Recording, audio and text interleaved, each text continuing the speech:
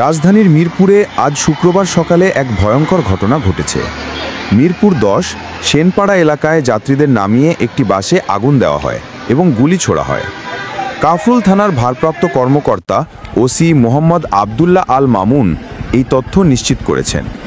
Police জানিয়েছে, হামলার শিকার হয়েছে আলিফ পরিবহনের বাস। ঘটনাটি ঘটেছে পরিবহনের অভ্যন্তরীণ কোন্দলের জেরে এক পক্ষ অন্য পক্ষের বাসে হামলা চালিয়েছে।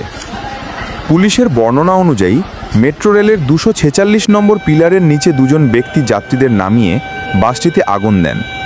একই সময়ে আরেকজন জানালার গ্লাসে গুলি ছোড়ে। হামলাকারীরা দ্রুত ঘটনাস্থল থেকে পালিয়ে যায়। প্রাথমিকভাবে কেউ হতাহত হওয়ার খবর পাওয়া যায়নি, তবে পুলিশ ঘটনার তদন্ত শুরু করেছে।